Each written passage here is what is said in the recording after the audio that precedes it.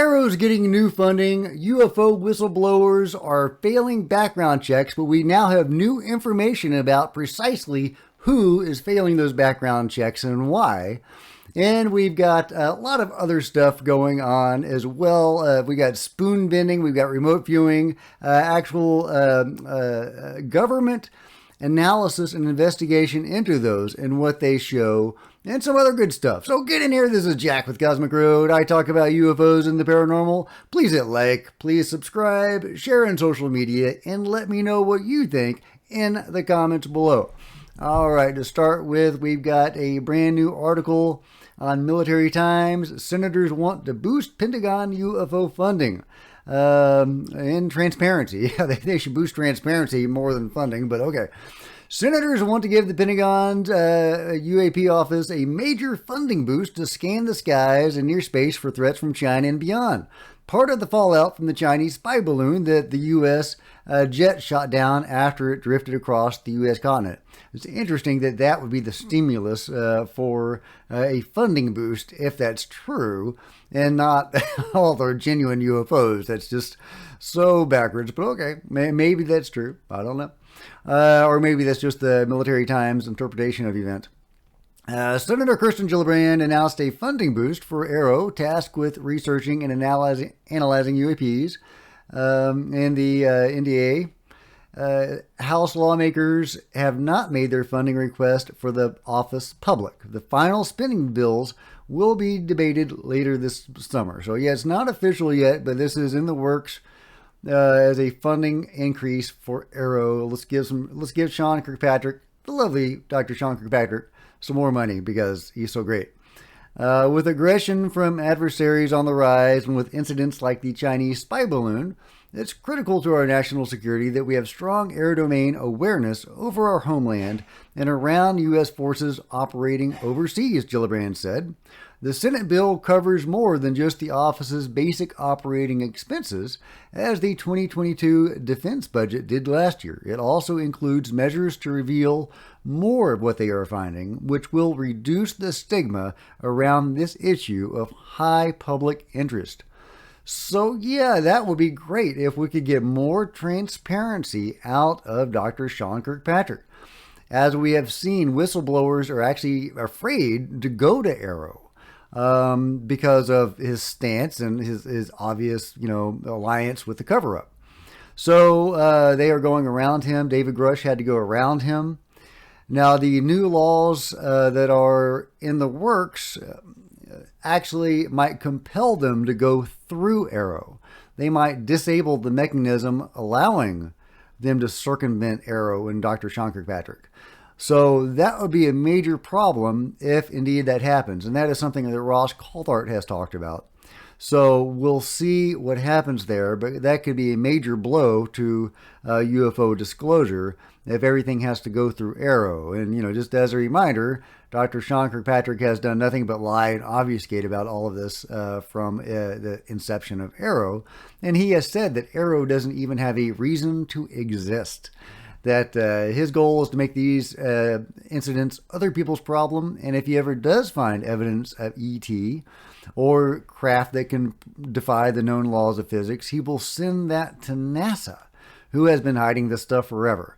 So AARO right now does not have a function or a point that I can see other than as a blue book that can continue to cover this stuff up. And, the government can pretend like they're doing something, but in reality, they're just covering it up as always.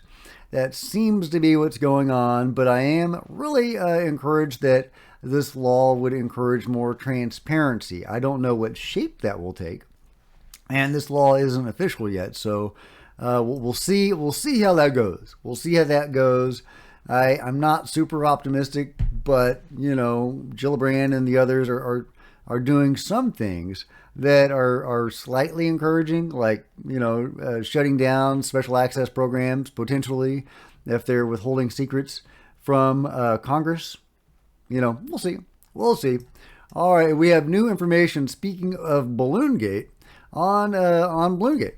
Apparently, there was another high-altitude object shot down that we have debris from. And this is actually on CNN. Believe it or not, they actually covered something. Identifiable propulsion system, and they did not know how it was actually staying in the air, cruising at that altitude of about 40,000 feet.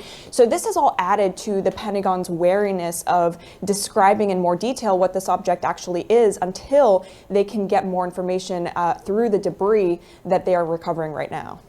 And what do we know about the efforts to recover the wreckage of this second object? It looks like NORAD just put out an email a short time ago, and it sounds like they're trying to recover it. They did, and what we were told yesterday is that the object was shot down over frozen water, so it landed on the ice, essentially. We don't know what kind of condition it's in, whether it is intact, for example, but recovery efforts have been launched, and according to the Defense Department, they have been able to recover a significant amount of debris. Now, notably, they still don't know what this object is, where it came from, or even what direction it was headed in, or what direction it came from. It is just all very murky at this point, but they do say that the FBI is going to be taking the lead on analyzing the debris. If that sounds familiar, it's because just last week we saw that another Chinese spy balloon, I should say a Chinese spy balloon because we don't know what this one actually is, right, was shot down, also being analyzed by the FBI. But right now there are just so many more questions than answers, Jim. There you go. There is another object that they have recovered debris from. Yeah, and remember, just as a reminder, we still don't have any information on those 3 additional objects. That first object was clearly a Chinese spy balloon. The other 3 objects they won't release the gun camera footage from, and the initial reports were that they had ceased attempting to recover the debris from those objects. We now know that that is not true. They are continuing to try to recover this debris. So, I'm not saying these are actual UFOs, but like I just reported on yesterday, they do shoot at UFOs and they do bring them down. Whether good or bad, I don't know, but that's part of the problem. We don't have any transparency on this. The control group is working with some group of beings apparently and shooting at others. Have they chosen the right side? I wonder. I am very worried that they have chosen poorly, to quote Indiana Jones, or the Last Crusade. And Tim Burchett is proposing a bold new amendment demanding the declassification of U.A.P. videos. I love this. This is awesome. Go Tim Burchett, man. He is a hero. I was really hoping that Rubio and Gillibrand would emerge as heroes and heroines of ufology, but Tim Burchett is the true hero. He is really the one pushing this forward and getting stuff done, and seems sincere in his efforts, unlike Rubio and Gillibrand, who just want to send everything to SK, the lovely SK. So, I'm not going to read this thing, but Tim Burchett is trying to get more UFO videos, a la the Nimitz and the Roosevelt videos, the Tic Tac and the Gimbal and the Go Fast. He wants more of those released to the public. Man, wouldn't that be awesome? Will we ever get that 12-minute long or however long video it was that Lou Elizondo has talked about? That shows some really crazy maneuvers by UFOs. Man, I would love to see that. I would love to see anything new. That's an officially approved UFO. That'd be awesome. Bring it, guys. That would engage the public a lot more. I mean, it'd be just cool to see. But the practical effects of it would be to engage the public a lot more. Those 3 videos started a grassroots movement among the public that ultimately led to the creation of AARO. Imagine what more videos would do. So that is really cool. And I'm not going to play a lot of this, but this is a really neat documentary, and I don't actually have a link to it. But I will link to my Twitter profile, and it has this video on it. But it is the government study of, I think, in the 70s of, conducted by, Hal Puthoff and Kit Green and those guys, about remote viewing and, telekinetic abilities, psychic abilities. And you can actually see some of the results of this. Target carrier. They got Uri Geller and others to, try to remote view what was inside these envelopes, and they did very, very successfully. In the experiments, the inner envelope is opaque in its own right. The outer one is a heavy manila envelope. A floodlight behind these envelopes would not permit the interior to be seen. This type of communication experiment was repeated many other times during the 5 weeks, with Geller choosing to pass about 20% of the time.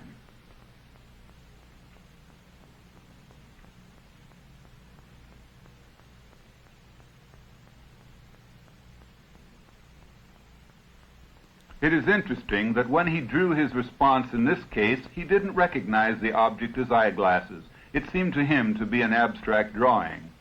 In general, these drawing experiments were not double-blind, as one of the experimenters knew what was in the picture in the envelope.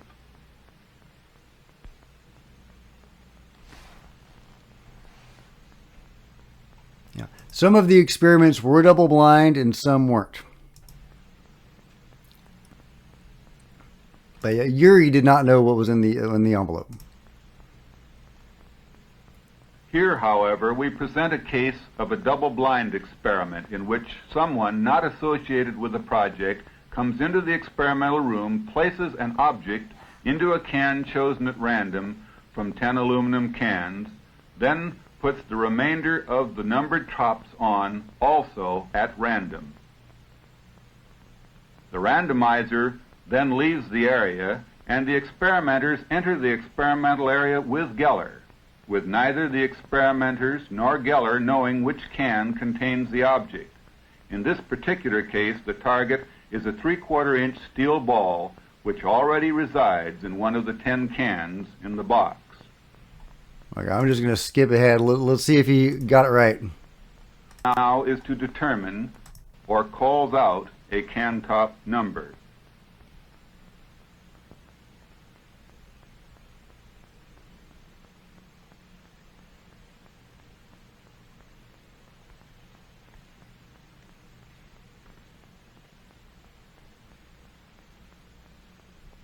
Skipping ahead. 2 or 3 cans list contains the object. The protocol included the possibility that he might touch a can accidentally. In such case, that would have counted as a miss. Can't even touch the cans. Sensing it. Sensing the energy, I guess. Huh.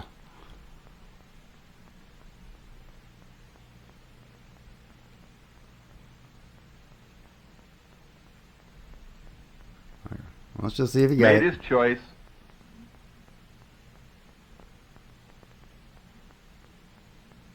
The steel ball is found. Go Yuri. Yeah, so anyway, you can watch the whole documentary. It's really fascinating. You know, remote viewing is a thing, and it has been scientifically studied and proven. And also telekinesis. It's really, really fascinating. So I know people that can do stuff, and it's really neat, and it's just amazing. It's just amazing. And these are abilities that we all have. It's not like some people are special. Some people have just learned to use it or tap into that energy, and some people are probably born, a little more tapped in than others. But it's just really, really cool. Okay, so on to what we have. Some of you will have heard that some of the UFO whistleblowers have failed to pass background checks in the House of Representatives for the U.A.P. hearing in the House coming up hopefully later this month. And we're hoping that David Grush and others will come forward. And again, having circumvented Sean Kirkpatrick and AARO, and go directly to the public in a public hearing in the House. Of course, David Grush has already testified privately, but yeah, we'll get this public hearing with not just him, but others as well. And then there were the disturbing reports that several whistleblowers had failed to pass background checks. So people were saying, okay, well, are they disinfo agents? What is going on there? Well, it turns out to be something more amusing than that. Let's listen. Talking about Jim Comer, he's the chairman of the Oversight Committee. He had this weird comment about background checks on some of the witnesses. Did you see that? And would you know anything about what that is? Yeah, I do know that there's been a large number of witnesses that have come forward. Some of them have come forward from Dr. Stephen Greer's Disclosure Project organisation. And I think that the people that might have been weeded out included people from that group. I'm told that there are no witnesses in support of Mr. Grush who have been excluded, but I'm happy to be proved wrong on that point. Okay, thank you for clarifying that. That's important. Let's see here. But can I also make the point? Please. It's been explained to me, even though a lot of people have some very negative opinions of Dr. Stephen Greer, including myself, I've got strong doubts about some of the assertions that he's made in the past. I understand that he has actually provided some highly credible witnesses to Congress, and that those witnesses are indeed people with knowledge of the... Sorry, I apologize. That's okay. I understand that some of those people that have come forward are people with direct knowledge of the legacy U.A.P. program. So it's a kind of an odd mix what Mr. Greer has provided to the Congress. I don't think he's been as discriminating as perhaps he ought to have been in providing witnesses to give evidence. And when I think Representative Comer has made these comments, I think that, yes, sure, there'll always be a culling of some witnesses, but my understanding is that none of those witnesses that have been culled are witnesses that are people who are substantiating what Mr. Grush says. Okay, there you go. So the David Grush witnesses are good and they're locked in and they're solid, and hopefully we will hear from them later this month in a public hearing. But it is the witnesses that Stephen Greer, the lovely Dr. Stephen Greer, has sent to Congress that have been failing background checks. At least some of them. Some of them have passed. And that seems to be the case in the press conference that he arranged a couple of weeks ago, that I think there are some really good whistleblowers there, or some good witnesses, I should say, that came forward to speak and that were very credible and solid. Now, I have a friend that did a background check himself on his own initiative of one of those witnesses, and found that he was associated with an organization that has been, according to him, and I can't corroborate this, so I'm just reporting, because it seems to back up, what Ross is saying, that one of those witnesses was associated with an organization that has put out some disinformation. So, and that was the final witness in that testimony, that hearing, or that press conference, the one talking about Antarctica. Now, I'm not saying that he was a disinformation agent. I'm just putting that out there. I can't corroborate that, any of that. I think that what he had to say was very fascinating. But I am reminded of Linda Moulton Howe and her various Antarctica whistleblowers, and I have questions about them. And I have questions about some of the people that have approached Linda Moulton Howe, and has she been used as a funnel for disinformation? Is that possible? I think that's possible. So it makes me wonder about all these Antarctica stories. I think there's some funky stuff going on in Antarctica. I have no doubt. I would love to know what's really going on there. But I also think maybe there's some disinfo there. So anyway, that may or may not add some context into why these people are failing these background checks. But they are not coming from the David Grush camp. They are coming from the Stephen Greer camp. And I think that's an important distinction, and kind of an amusing one, with my Stephen Greer stance being what it is. But I do think he's done some good work, and I'm definitely willing to call out good work when it's done. So anyway, there you go. There's my UFO news roundup for today. Let me know your thoughts in the comments below. As always, if you've enjoyed this video, please give it a big thumbs up. I sure would appreciate it. Smash the subscribe button and the bell to be notified of future videos. Please join me on social media. There's Facebook and Twitter links below. I would love to see you guys there. And there's plenty of other videos to check out on the channel. And until next time, this is Jack with Cosmic Roads, signing out.